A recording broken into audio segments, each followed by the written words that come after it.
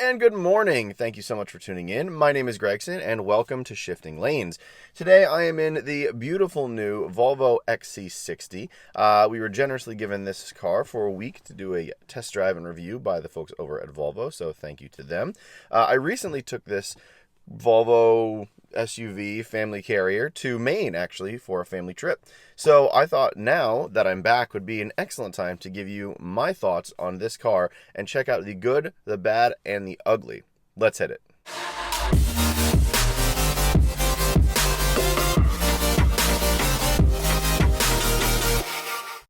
If you're new to the channel, thank you so much for watching, and if you like what you see, at the end of the video, please consider subscribing and giving it a thumbs up. If you don't know who we are, we're Shifting Lanes. We're a full-fledged automotive journal. We also have a website and, of course, this YouTube channel where we do press drives, lifestyle events, OEM reviews of cars just like this, as well as our 4 project cars: Lexus IS300, Project BRZ Autocross, Volvo V70R, and Aston Martin V8 Vantage. So if you like any of those things, check out our other videos. For right now, let's get on the road and let's talk about the Volvo XC60. A couple of quick specifications before we get into the good, bad, and ugly of this car. The base trim has 18-inch wheels, about 258 horsepower from a turbocharged inline 4. It bases around between $45,000 and $50,000. I give ranges on that because it depends on where you are in the country or in the world. So you're going to have different ranges for different prices of base model. This one is the R-design trim. Now with this one, you get the upgraded engine, which has the twin-charged 316 horsepower turbo and supercharged engine. With the top level trim, the T8, this is a T6. The T8, you get the, of course, 400 horsepower trim, which is the plug-in hybrid. You get the twin charging and plug-in, so it has 3 different methods of propulsion on top of the engine. Of course, all of these cars and trims have the inline 4 that Volvo is putting throughout their entire lineup now. You'll find it on the XC40, the XC90, this, of course, XC60, and I'm sure, of course, other models in the sedan and wagon range, including the new V60 and S60. With that being said, this R-design trim gives you upgraded wheels, which are quite enormous, and I will talk about later. They're 21-inch wheels, and they're wrapped in Pirelli P0 tires, which, if you know anything about enthusiast cars and performance cars, those are some pretty serious tires, and they're putting it on a family-carrying mid-sized SUV. So, now, let's get into the good, the bad, and the ugly. To start, we always start with the good in these reviews, and if you haven't seen the reviews or any of our reviews, click the card in the top of this video for the entire playlist of all of our reviews. The good of this car, there is a lot of it. There are a ton of things to like. It is, I guess the first thing to talk about, it is gorgeous. Now, you don't really talk about small SUVs, mid-size SUVs, or SUVs in general as being gorgeous, but just look at this thing. It is really, really well done. The lines are sculpted beautifully. The hood looks fantastic with its wavy sculpture to it. The lights, of course, you always have to talk about the Thor's Hammer light with the Volvos and how that integrates into the front fascia of these cars. I think it's one of the best design elements of any car on the road today, and when you see it coming down the road, you instantly can say that it's a Volvo. The rest of the car is very, very, very nice. The way this thing sits on its wheels, the huge 21-inch wheels, as well as how this thing just, it looks like it's ready to pounce as it's kind of sitting there. And that's really, really strange to say, again, about a mid-sized small SUV. It doesn't seem, it seems out of place in the category for a very good reason. It just looks very aesthetically pleasing. The color on this one is really, really beautiful. That almost Polestar, but not quite as bright Volvo blue. I believe this is called Rebel Blue. It really it turns a lot of heads, which is funny to say, again, for an SUV, but I guess this is the SUV that's going to buck a lot of the convention in today's market. I really do think Volvo has the best design language, the best looking overall lineup in all of the car industry today.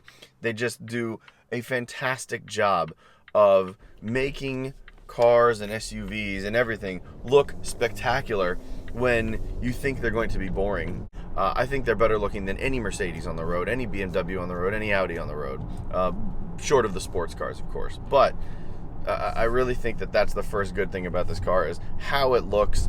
It's pretty amazing.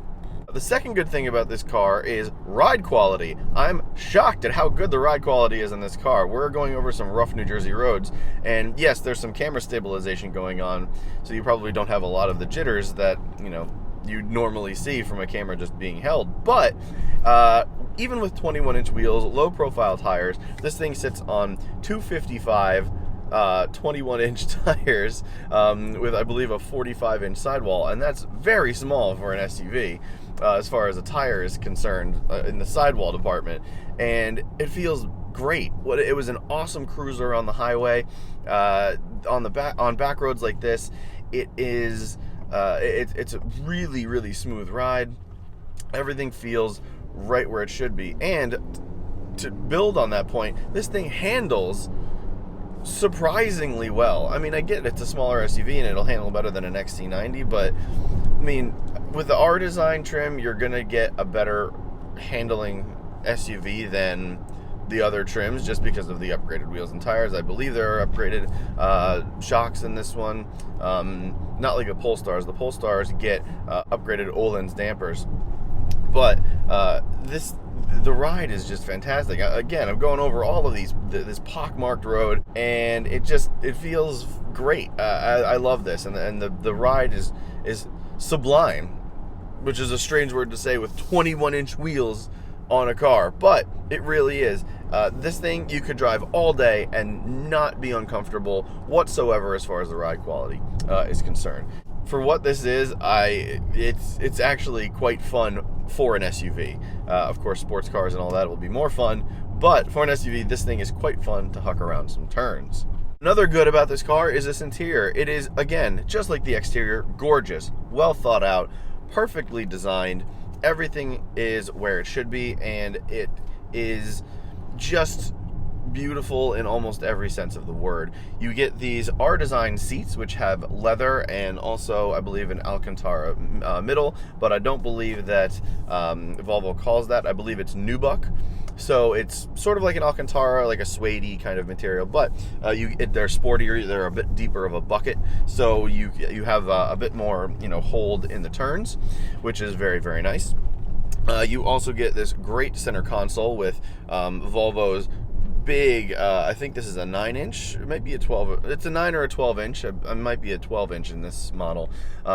Big touch screen where you can control everything, and it is the same throughout their lineup, and I think they have one of the best tech packages in the industry as far as layout is concerned. You also get this beautiful digital instrument cluster, and you can also have the map or any other basically information in the middle, and your two speedo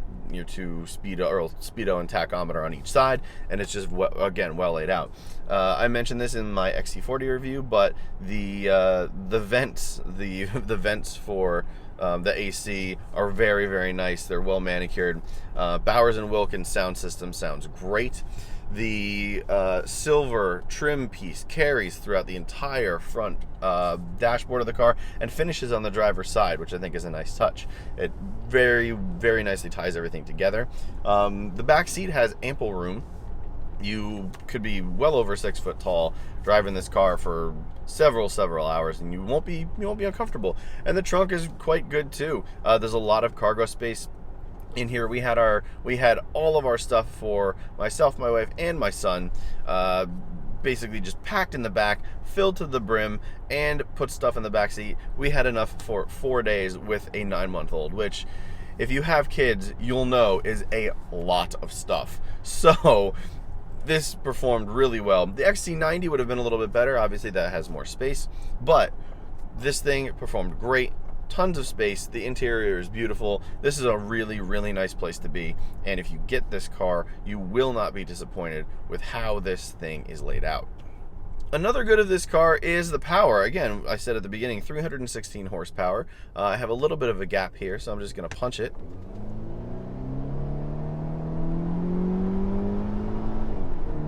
And that's 60. That was a 20 to 60 run.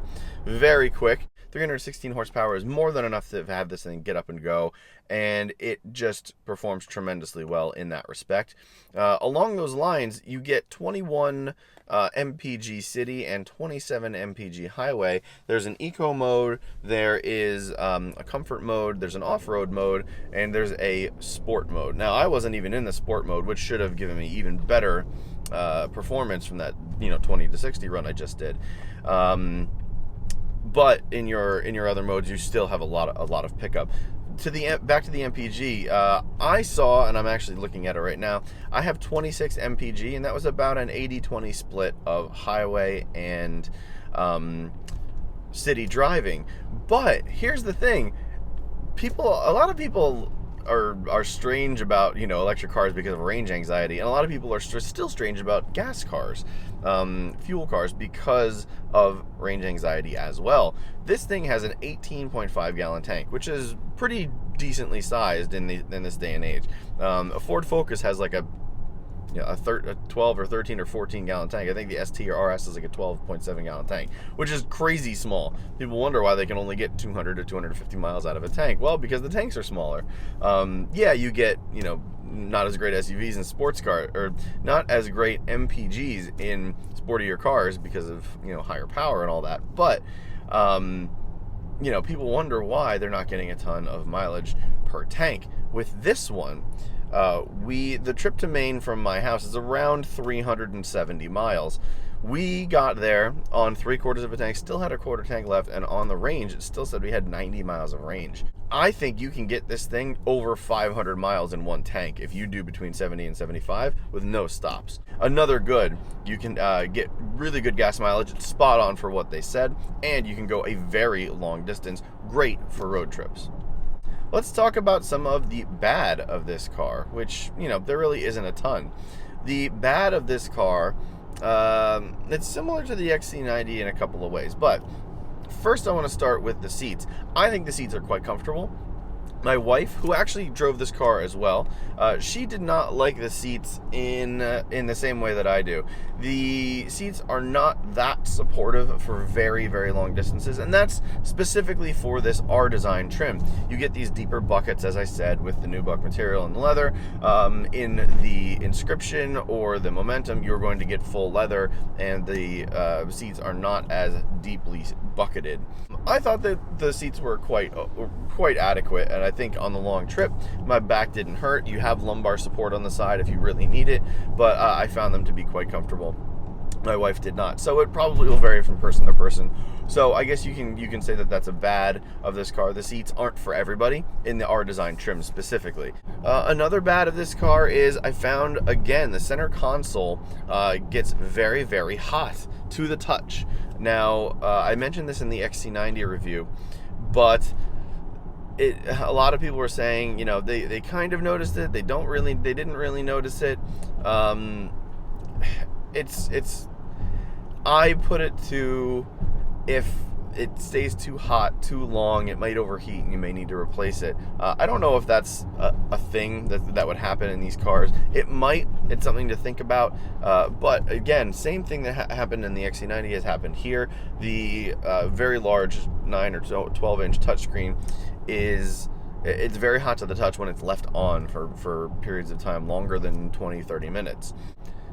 Electronic components getting hot to the touch or very warm to the touch is never a good thing. So maybe in the next couple of models, Volvo might be able to put a couple of fans back there to help cooling or dissipating a lot of that heat. So far, I haven't heard of any failures, but something to keep in mind if you want to purchase. There's really one ugly about this car, and I mentioned it in the XC90 video. I guess you could maybe say there's two things. So almost a 1A and a 1B. Geely now owns Volvo, and that's not a bad thing. So that's not the ugly of this car. Geely is a Chinese company.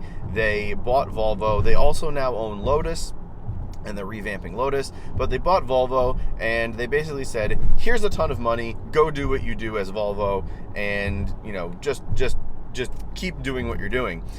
So far, that has worked out swimmingly. Volvo is hitting record numbers in sales. They design, again, in my opinion, some of the best, if not the best looking overall fleet in the entire automotive industry, and that's wonderful. However, when a parent company buys you, eventually, and this is just any industry in the world, eventually that parent company is going to want to start getting in and getting their hands dirty in design and money and this, that, and the other thing. So will Geely leave Volvo alone to do their thing and continue making cars like this, like the new S60 and V60 wagons, which are just staggeringly gorgeous for what they are? Same thing with the XC90. Will they leave Volvo alone to continue their amazing design language? I don't know. So that could be an ugly in the future. And on that note, the engine of this car has not had a ton of reliability issues yet. Yes, you go on the forums and you hear, oh, the new inline 4-cylinder is terrible, and oh no, I'm having tons of problems with the twin charging, and oh, the plug-in hybrid isn't working, and this, that, and the other thing. But look, that happens with any car company, and that's why I prefaced it with, Fiat is more reliable now than they were, 20, 30, 40, 50 years ago. Even, back in the 50s and 60s, when cars were still just coming into their own. I think that part of the ugly of what I'm trying to say is this engine, with its turbo and supercharging, may cause reliability issues down the line. The longevity of these engines, and this is part of what Geely has kind of instilled in Volvo, is smaller engines with smaller displacement that you can twin charge with the turbo and supercharging to get better power. I don't know what that's going to do to a 4-cylinder engine over the long period. None of us do. So the Volvo XC90s were the first ones to really instill that engine into its lineup across the range of trims, and that was unveiled and released to the public as a 2015 model year. So right now in 2018, 2019 is when we should start to see a lot of these come off their 3-year leases. People generally trade in cars in the 3 to 4 year range when they start to get between 50 and 75,000 miles on them. So we'll see probably in the next year or two how these engines are doing as far as reliability is concerned over the shorter long period, the 3 to 4 to 5 year range. So that's really the only ugly of this car. I guess you could say another ugly of this car is that it's very expensive, and it's going to be expensive to maintain. That's how luxury cars are. This is a luxury car. I slot Volvo, right in the same echelon as Mercedes, BMW, Audi, and all of them. They're definitely overall less expensive than their German competitors, Volvo is, but again, it's still going to be expensive to maintain unless you have a very good warranty and maintenance package, which Volvo does offer. If you're doing all this out of pocket, it's going to be expensive. It just comes with the territory of luxury cars. So it could be considered an ugly, but I don't, because if you're buying this car, you should know what you're getting into. And just as I said about the reliability issues, literally, as I was talking about it, a check engine light came on. So I don't know exactly what that means. I will alert the fleet company and Volvo as to it being there, but very interesting that I'm just talking about that and a check engine light comes on. So not sure of that issue. If I get an answer on it, I will follow up with it in the description below. So please check the description below, maybe a couple weeks later after this video is published, and you might be able to find an answer as to what that check engine light was. That will do it for the Volvo XC60 Good, Bad, and Ugly. I hope you enjoyed the video. Thank you so much for watching. Again, if you liked what you saw, give it a thumbs up and consider subscribing for all of our videos from here on out, and also hit the bell icon next to it. That way you will be notified whenever we publish a video on YouTube.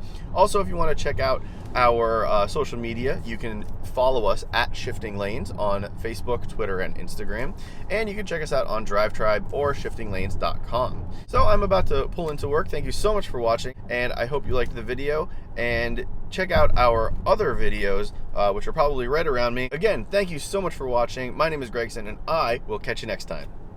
See ya.